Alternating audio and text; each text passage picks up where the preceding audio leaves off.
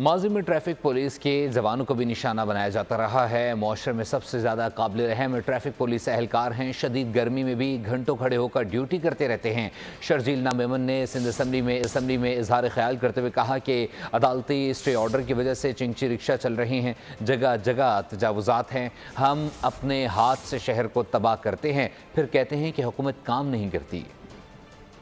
समझता हूं अगर इस पूरी सोसाइटी में सबसे ज्यादा किसी को काबिल रहम और मैं समझता हूं सबसे इज्जत के बायस समझता हूं तो हमारे ट्रैफिक के पुलिस एहलकार जो 40-40 डिग्री 45-45 डिग्री में 50-50 डिग्री में सड़क पे खड़े होकर उस पॉल्यूशन जिस पॉल्यूशन को आप और मैं पैदा कर रहे हैं उसमें खड़े होके बेचारे जिस तरीके से खिदमत कर रहे होते हैं। तो अच्छे बुरे लोग हर जगह पे, हम पूरे उस महकमे को जो है वो लताड़ ना दे, हमें उस महकमे की इज्जत करें। जब कराची में बीच में रिसेंटली इनको भी टारगेट करना शुरू कर दिया गया था। ट्रैफिक पुलिस वाले एहलकार खड़े होते थे, उनको लोग सड़कों पर गोलियां मारते थे बेचारे। आपको शारा फैसल पे चिंची नजर नहीं आएगी, आपको मेन आपके बड़े रोड में चिंची नजर नहीं आएगी। जो छोटी गलियां हैं, छोटे रास्ते हैं, वहां पे चला रहे, वो भी ट्रैफिक पुलिस बेचारे वो किस तरह मेंटेन करते हैं, वो उनके लिए एक बहुत बड़ा चैलेंज है। हमारे पास इस मुआशरे में बच्चे मोटरसाइकिल्स भी चला रहे हैं, बच्चे लैंड क्रूजरें भी चला रहे हैं, बच्चे बड़ी बड़ी गाड़ियां भी चला रहे हैं, कम उम्र बच्चे चला रहे हैं। सबसे बड़ी जिम्मेदारी वालिदैन की है।